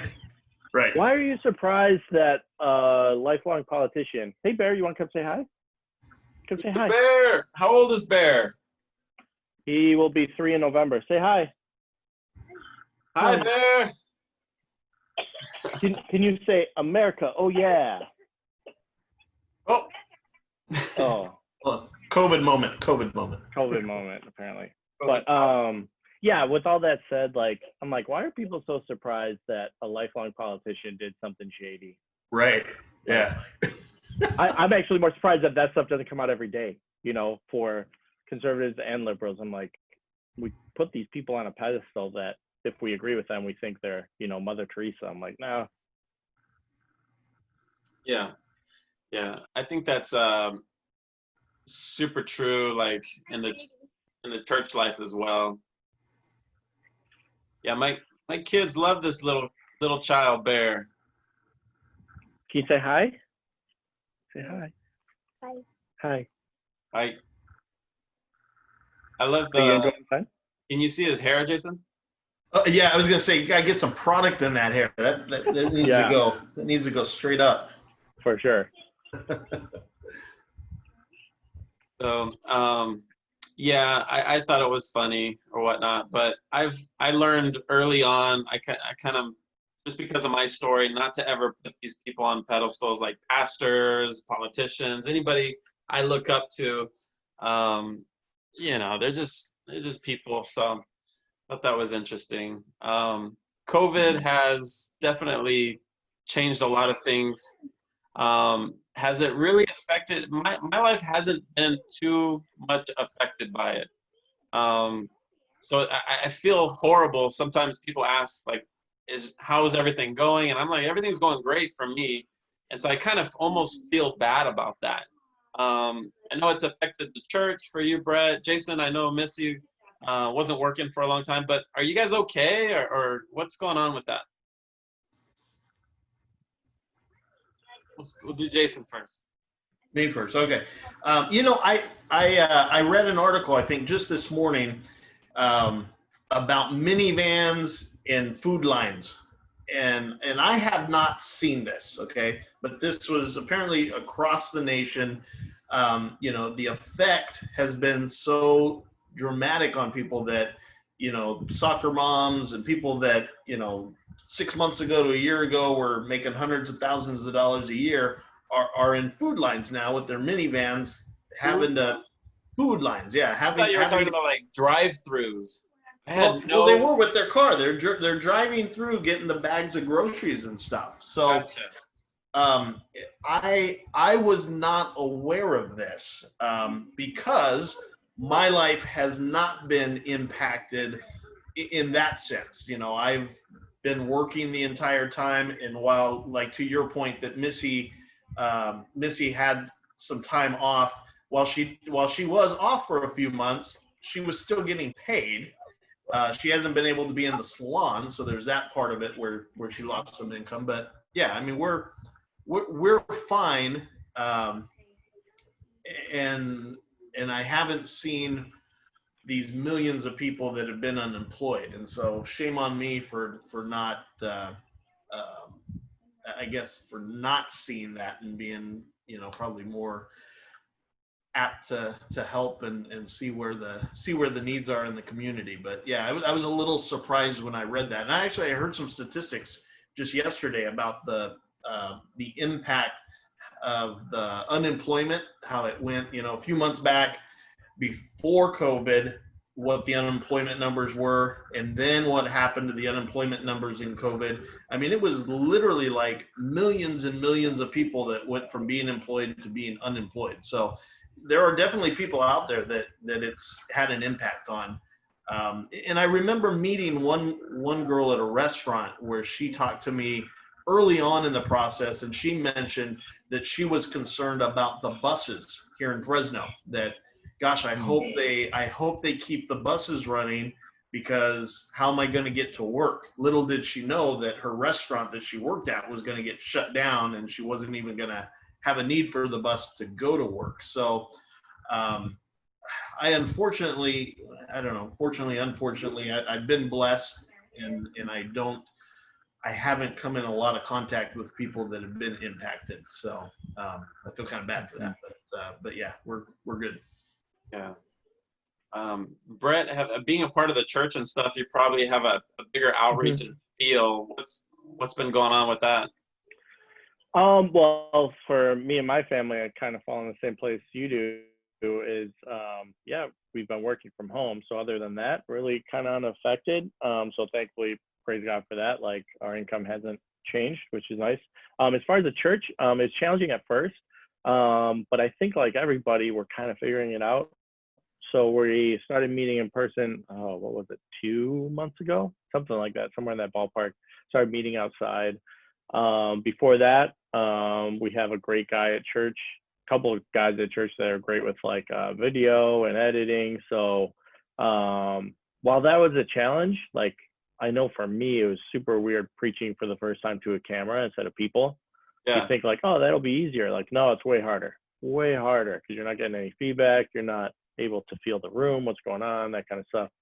And but other than that, you know, like anybody, just been having some challenges. But overall, especially at our church, and my brother is a pastor as well, and a few other pastor friends I have that I've talked to, I've been really amazed and impressed by the faithfulness of people, as far as just specifically tithing, that it's been, people have been faithful, which is huge, especially during a pandemic, and lots of people's livelihoods are, you know, employed full-time at a church and that kind of stuff. So, so not that I was expecting it to be bad, but I was cautiously optimistic, and I have been very impressed with people's faithfulness through this, which ultimately isn't just the people's faithfulness, but God being faithful through them. So, yeah, as far as the church side, I think everybody's kind of figuring it out. And now my only concern is when things go back to normal, right, is that people don't get used to this and then stop wanting to meet in person. Now I'm kind of like on the other side, like, oh, this is going so well. Yeah. Hopefully people will still want to come back, because I think there's tons of value. I don't know if that's even a thing, but I think once, you know, there's a vaccine or all that stuff, once we're in the clear, whatever that looks like, I think people will come back. But I'm also, there's a little part of me like, I hope people don't get too comfortable with this. So you said you guys have just started meeting again outside? Yeah, about 2 months ago. I want to say, was it July? I don't know the exact date, but yeah, for a couple months, we just meet in the morning, and then we meet on the one side of the building, so we're in the shade, and we do 8 to 9 before it gets hot. So, yeah. So what's that been? What has that been like in terms of kind of in relation to what you were talking about, where you were concerned that people might not come back because they like being from home? Has a good portion of your group come and participated in this? Yeah, I would say so. There's just a couple of hindrances. So number one, obviously anyone that's still concerned about catching COVID, and not that people that show up aren't concerned about COVID. I don't mean in that way, but people that are at higher risk typically don't come. But then also, because we can't offer anything for kids, a lot of the families have been staying home, because even for me, like when I go, many times we leave Bear at home, because otherwise it's just me wrangling him for an hour because we're outside, right? So as far as numbers wise, it's been pretty good, but overall with the number of people we get, we're probably around, being gracious at like 20-25% of people showing up of our total congregation. I think a lot of that is, again, because of the kids. And then, but we're also live streaming it, so we're still having connection that way. We're doing, Andy at our church is doing a great job with the grow group, still getting together. At least at our church, we have a really strong community and really strong connection. So that's maintained us through this. My concern, and it'd be interesting to do a study on it, is like, what are church plants doing? Because being in a church plant, money was always the issue. And now it's like, well, if you haven't been meeting for 6 months, you know, what does that look like for church plants? So that's where my heart is now, is like, how are other churches doing? Thankfully, God's blessed us and taken us through it. But yeah, it's been, again, I want to focus on the positive in that I've seen people be really faithful. So it's been really good. So in your church, what are you guys seeing? Like, what would you say through this COVID thing? What would you say a couple, 2, 3 of the top needs of your own community there? What are you seeing in relation to your own body? What are the needs? Few of the needs. Number one, honestly, would probably be childcare, with a lot of people working at home. So at our church, we actually partner with Bright Beginnings, which is like a preschool daycare. And so they've actually had some kids come in. I'm not sure of the numbers. I don't remember. But yeah, childcare, I think, is number one, because so many people are working from home. And then the other need, I think, is just face-to-face interaction. I think a lot of people are needing that, at least at our church. So we've been doing things like Thursday nights, we have food trucks come out in the parking lot, and then we set up the tables, social distance, people wear masks, but then it's at least you're seeing people and you're getting out. So those would be the two biggest things, I think. Childcare. I mean, even for us, like, we make it work. Thankfully, my mother-in-law is a huge blessing and helps out with Bear, but with having 2 boys in high school, a 2-year-old, I'm working from home, my wife's working from home, kind of have to space out, and the challenges involved in that. But yeah, those would be the 2 biggest needs that I can think of specifically for our church, is the need for face-to-face interaction, and then childcare. Now, when you guys do the food trucks, is that open to the community? Like if I were just driving by, could I cruise in and be like, ooh, grab a taco and hang out at the table? Or Yeah, it's for anyone. We're not, while it's on the campus, and honestly, as a pastor on staff, it's good exposure for us, for the community, but it's really just, it's twofold for us. It's number one, like product for the community, and I don't mean product, but like service to the community of, hey, you can come out, you can see other people, get out of your house one night, and you can come pick it up and leave, or we have tables set up. So that's the number one, is to be a service to the community and to our people. But then number two, like a byproduct of it is good exposure for us as a church, is like, hey, we're trying to make the best of this and serve our community and love our community. Even if you're not a believer, or you never attend here on a Sunday, or never check out our services online, is just, yeah, we want to be a resource for you in these tough times. So yeah, it's been going great, and as far as I know, we're going to keep it going until the food trucks stop making money. So they're you know, like it, and it's also good for them. They're making some money. I just think it's a win-win all the way around. It's a great idea that someone on our staff came up with, and huge fan of it. right on. Yeah, I've seen some other churches. I don't know which church yours is, but I've seen some churches around town with food trucks, and me and my girl, we'd be driving by and like, ooh, hey, look at all those food trucks, and right, actually not knowing whether, like, is this like a private event, or is it like cool if we like stop in. So I think next time we see it, we're just gonna crash the party. For sure. That all the churches had the same attitude that you do. yeah. I mean, it's like, listen, atheists, non-believers, anybody can come. Like, we want to love our community without any hidden agenda or anything with it. So what are you guys doing? You mentioned that childcare was a big need. How are you guys addressing that and helping out in that area? Have you come up with a solution? I don't know the specific numbers, but I know we have Bright Beginnings on campus, and I know they had a bunch of kids coming to do school there. So I know one of the things we had to work out was like the internet capabilities, because all of them would have their iPads and just the bandwidth required for that. So I think, so again, for context, I live in Sanger, and the church is in Clovis. So this is a Clovis Unified thing, but I think they provided hotspots for all the kids, which was helpful. So then, so that's been helpful, but also, I don't know how much more Bright Beginnings can do based on the regulations that are out right now due to COVID, how many kids they can have, that kind of stuff. So that's where like, and again, I don't know the numbers, but I just know for me personally and some other people, like if there was another daycare that could open, it'd be hugely helpful with everyone working from home right now. So as far as what we're doing, we're trying to do as much as we can with Bright Beginnings. And we are exploring other avenues that might be possible, but again, trying to work within the regulations and the ever-changing COVID climate right now with everything going on. So hopefully things, I think everybody hopes things open back up sooner, so then we are able to offer more at Bright Beginnings or offer more at our church as far as childcare.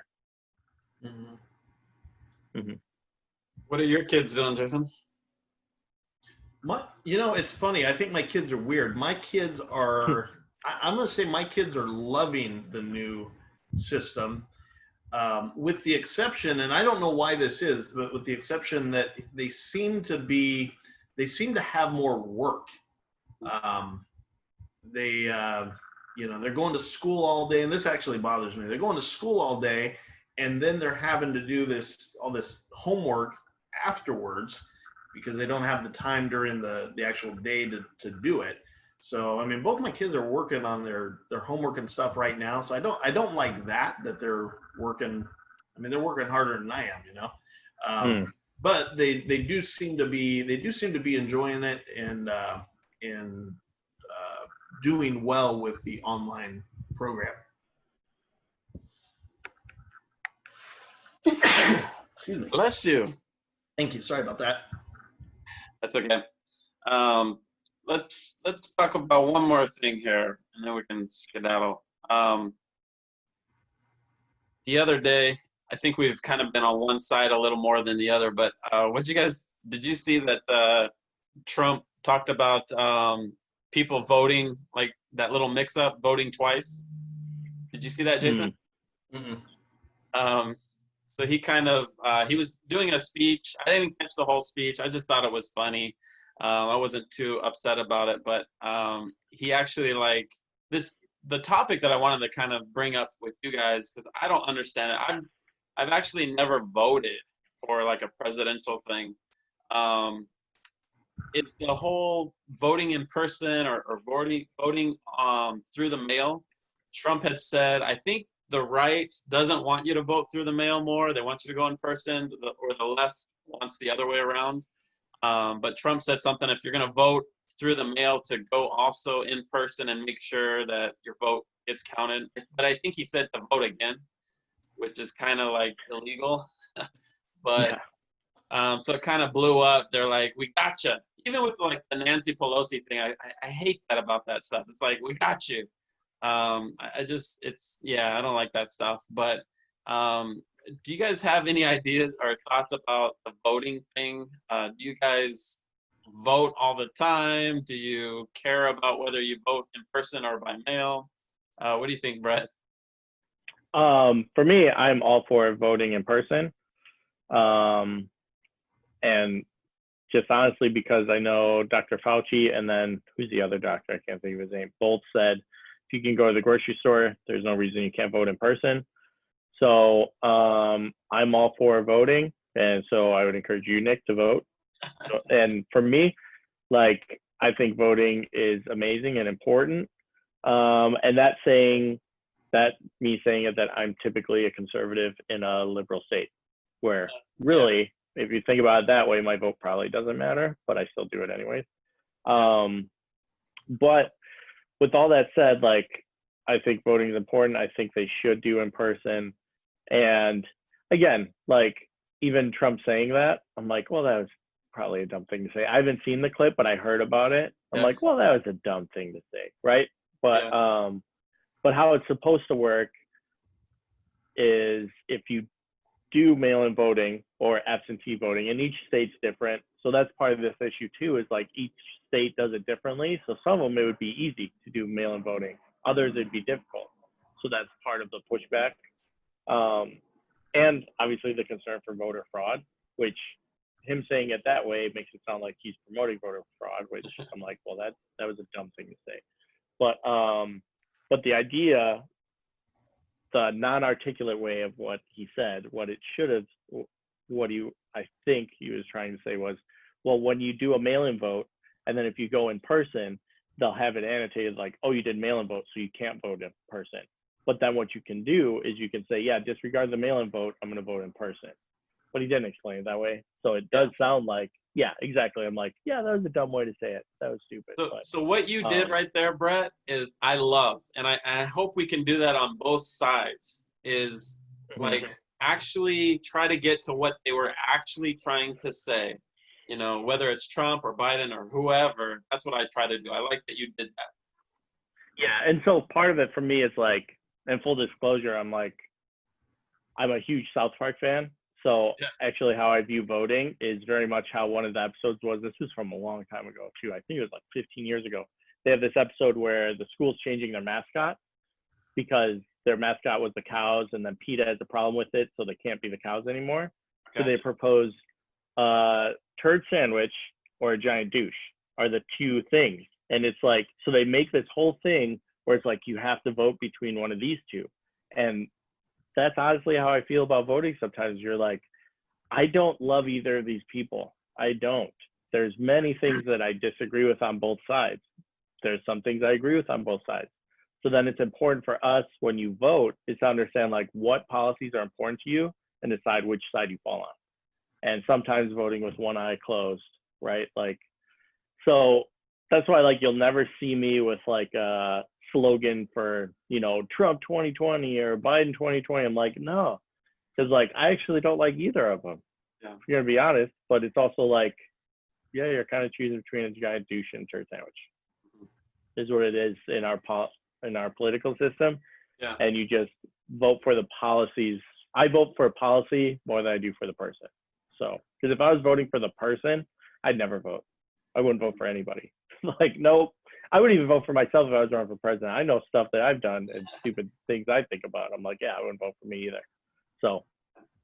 Well, that's to answer you real quick. That's basically kind of why I've never voted. Is I think I'm hung up on this idea that I'm voting for the person, and so I kind of that's an interesting perspective that you had there that I've never kind of thought of. I can't. You know, I'm not allowed to vote for Trump in my household, actually.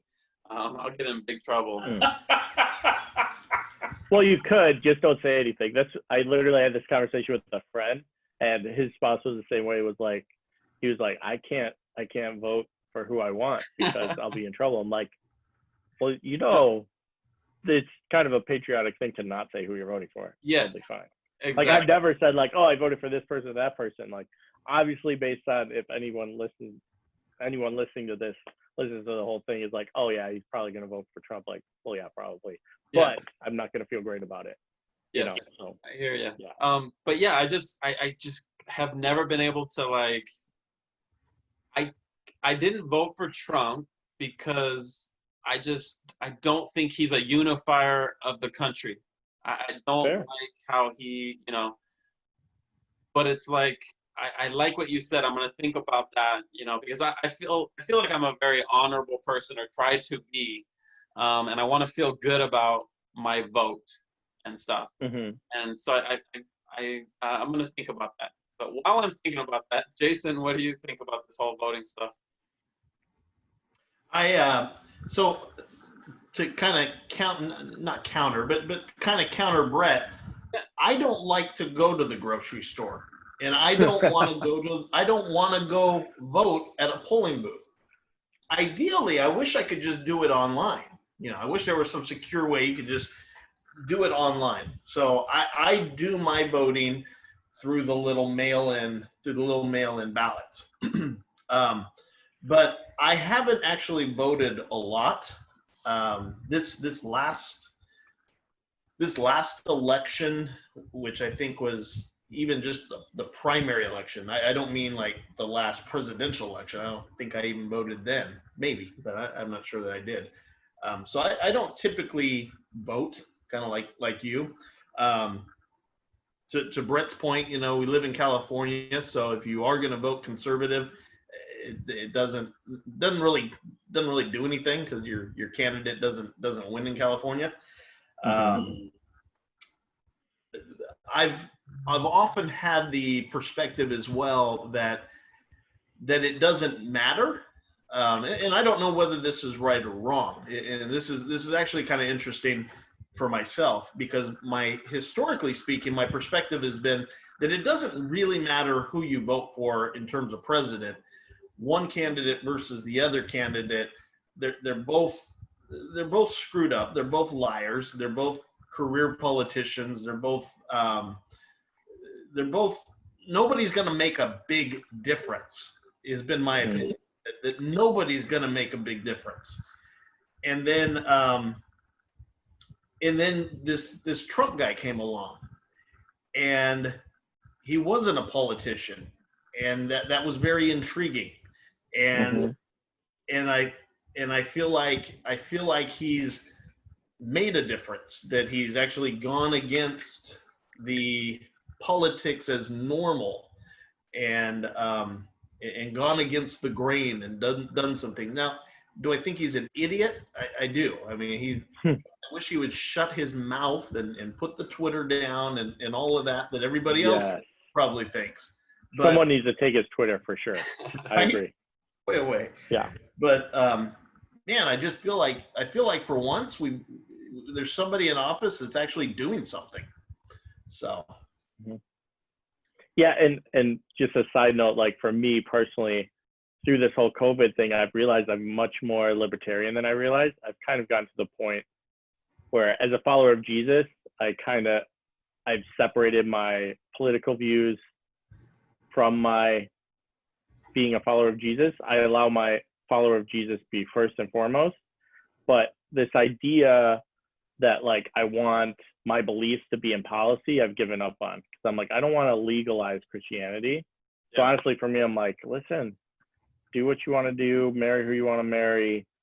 As far as like, as politically, right, as an American, I'm like, yeah, I believe in freedom and personal responsibility. Like those are my two biggest things.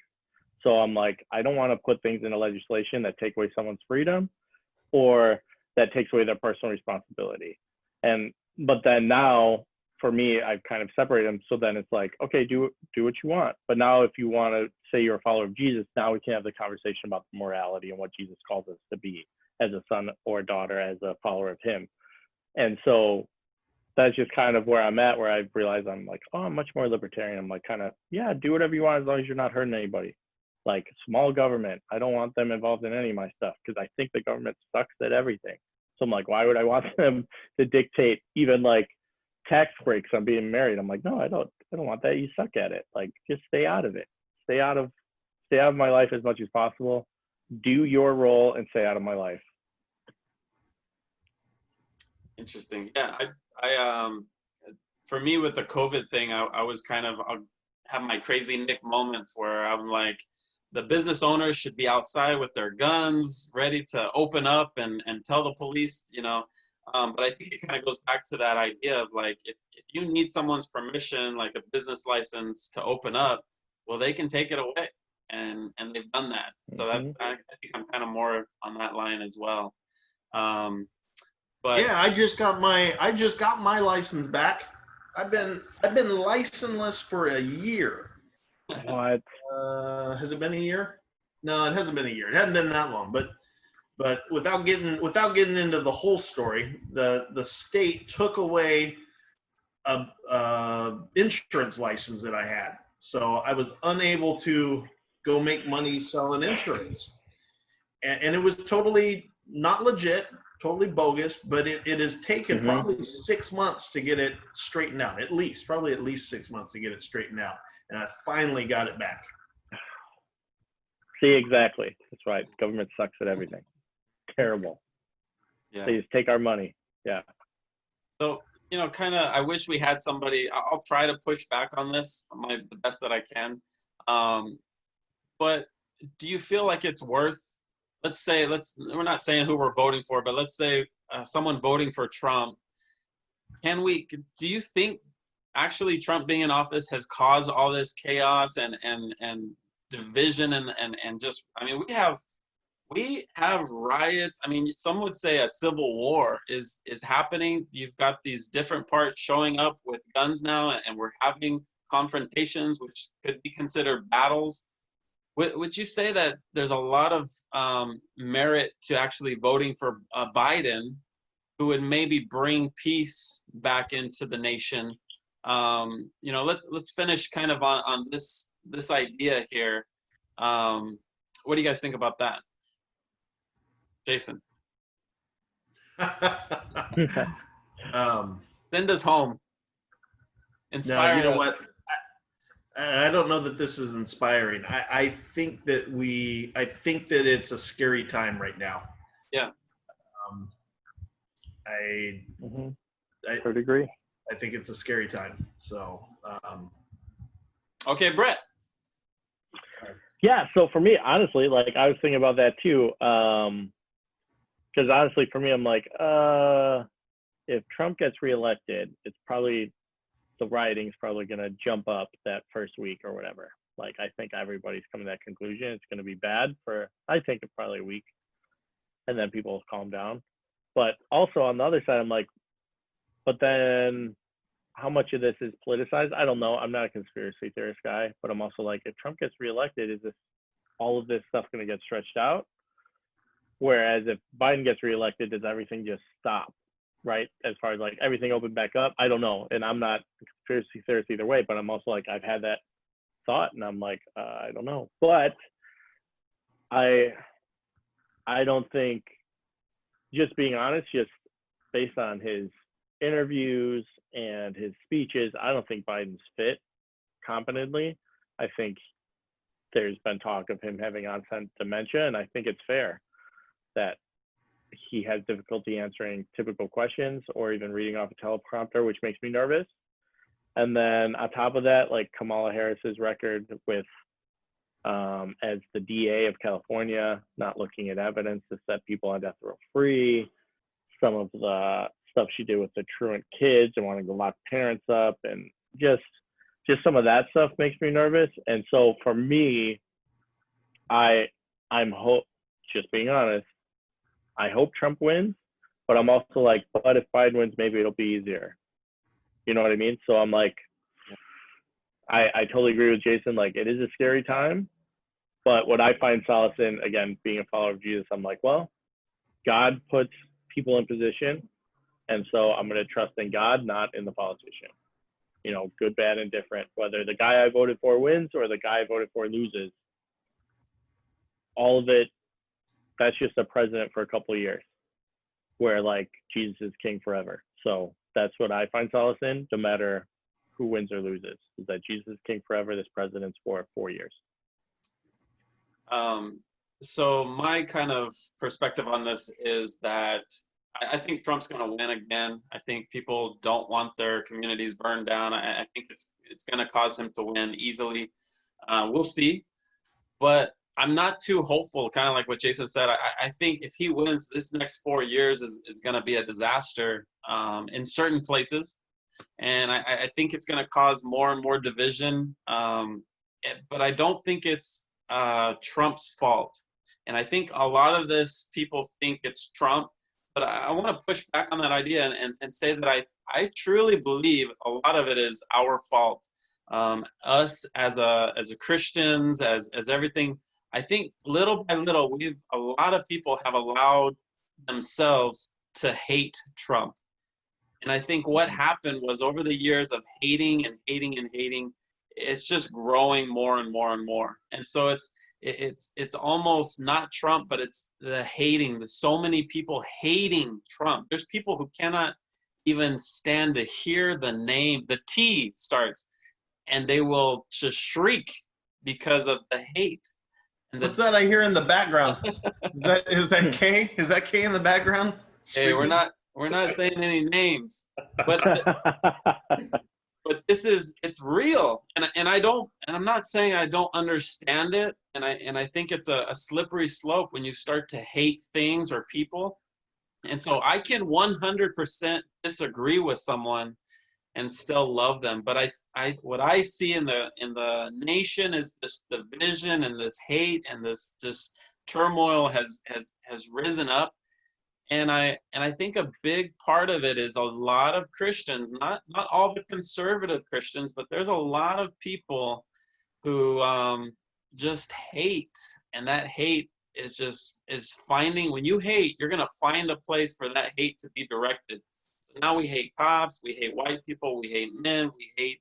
There's just so much hate, and so I wish there was a candidate that would unify the nation, that would begin to speak, like we mentioned earlier, Black Lives Matter, or Jason, what was the name of something that was bad marketing? I forgot what we said, but defund the police. Defund the police. I think these names are not unifying, and it's, I just wish we could all kind of love everyone, and I'm gonna be just an optimistic, pessimistic person right now, but that's my desire, is that we can actually have conversations. We can talk. I mean, we were all in agreement here. It's not always going to be like that. I'm going to search out other opinions, and I want us to be able to have these conversations and disagree well, but be honest. Talk about an action, like not lie about Trump making a bad remark. That was a stupid thing to say, but what was his heart behind it? Same thing on the left. If Biden says something, I want to know what he really meant, and all that stuff. So, go ahead. I have to ask the question, like, who are these people? This is what I wonder. Who are these people that are out in these protests? I mean, there's hundreds of them, thousands of them across different cities. And I always wonder, who are these people? Because I don't know them. Like, in my everyday life, I don't know these people. But I'd be very, very interested, very curious to know who they are, to meet them, and to find out what it is that is got them so upset that they're willing to get out there and do that. On the flip side of that, I think a lot of us, myself included, it's going to take a lot to get me that worked up about something to go out there and carry a flag or make a banner and do something. There's just very few things that I care that much about. I will say that I don't even want to call it a protest. I did do one march. One time I went to the state capitol and we did a march.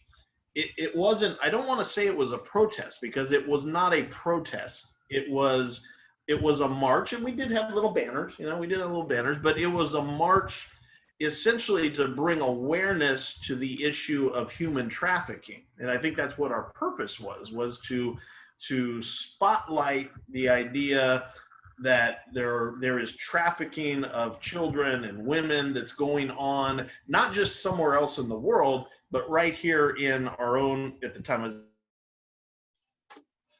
even here in the valley. And so it wasn't a protest. It was a I don't know, wanted to get the word out type thing. Yeah. That's why we were doing. We weren't protesting. I wasn't angry about anything. Mm-hmm. But yeah, I just wonder who these people are, and I'd be very interested to find out what it is that's got them so worked up. Well, there's a lot of people out there that are very angry about cops killing Black people. That's a real feeling. That's a real belief, and whether that's true or not. If that was true, I would be upset and I'd be marching as well. I don't see it that way. I would love to talk to some people who really do and hear their side of things, but that's not today. But there are people who are very mad and very angry. There's people, like I said, who hate Trump, just despise him. Like, I have never seen that. This, like, they hate him more than Hitler. You can talk about Hitler. It doesn't have the same effect. It's a viral. You've seen it, Jason. Yeah. What do you think, Bret? Kind of like your closing idea about that? I think, just to bring it back in circle, is I really think it goes back to people's personal responsibility and being educated, and not in the sense of you need a college degree, but in the sense of really understanding how to gather facts and truth and coming to a conclusion, and not one that's told to you. I think on both sides. I think there's people that are running blind on the right and on the left in blind support of Biden and Trump, and total disregard of facts and just truth that's out there of things that have happened. And a lot of that is perpetuated by the media and social media, and also our inability to understand what a good fact is and what a good source is. I really think like a lot of this would be resolved if we were able to do that. We were able to educate. And so that's one thing I'm trying to do with my boys is like, I'll tell them my opinion, but I'm also like, why don't you go read about this and tell me your opinion? Yeah. Don't let my opinion dictate who you are. Like, you're your own person. And don't let some talking head on YouTube tell you what to believe. Don't let somebody on CNN or Fox News or wherever tell you what to think. Like, it's okay to find people you generally agree with, but don't let other people make your opinions for you. Yeah. Yeah, I think that's super important. I do the same thing with my kids, and it's so hard for me. I seek that out. I try to find people on the left, people on the right, and it's difficult for me because I can't stand the just the whininess is the best word I can say. Like, Mm-hmm. I love Ben Shapiro. I love things that he says. I can't listen to the guy every day. Right. When he comes on Joe Rogan podcast, he actually is like a different person. He's not on the show, I think, and I like hearing his point of view. Cenk Uygur on the TYT or anybody, I can't listen to them every day. It's really difficult. So what I do is kind of wait for that story to happen, wait a couple days, and then I go to the actual video, and I want to see just the video. I don't want to hear nobody talk.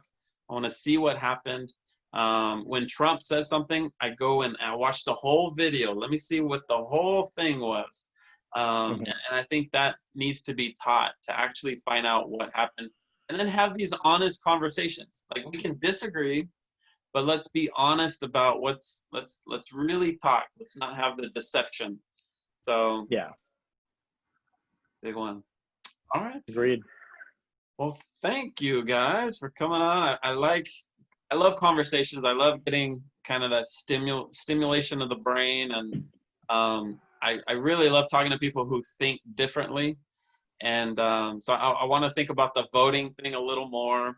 I've just always been like, give me somebody the person. I've been thinking about the person. And so that's interesting. Thank you for that. Get me thinking for the next couple of days. So just pick 3 policies that are important to you and decide which side. Well, kind of, Jason, that's what I do. Yeah, Jason, you said something about like, typically you feel like the election's not going to make a big difference. And I typically would agree with you in most things, but it seems like to me, I might be kind of looking in the negative. Hopefully everything disappears in November, no matter who wins. But I'm really afraid that, the Civil War is starting to happen, and I hope it doesn't. I hope we can stop it. The 3 of us will stop it. But yeah, I think this election, everybody do your research, think about, like Bret said, what's important to you, and get out there and vote. Get that sticker. Don't do the mail-in thing that Jason does. All right, you go find somebody to disagree with. I was hoping to come on here and disagree with everything that Bret said and not like him and throw rocks at him, but other than the spelling of his name, I like the guy. Oh yeah, see, it worked out. Yeah. I'll never pair you guys together again. How about that? We agree on too much stuff. Yeah, but no, for reals. Thank you guys for coming on. Thank you for just sharing your perspective. Good, right, or wrong, it is what it is, and we can help each other kind of inform each other and help each other with that. So again, I appreciate it. Thank you guys. Thank you for everyone watching Perspective. Hopefully you have maybe a bunch of everybody who's watching this disagreed with us 100%, and that would be awesome. I want to hear from you guys. Tag Jason and tag Bret in all your disagreements, and I'll put in the description where you can find them. That's it. Adios. Thank you, guys. All right, bye. See you next time.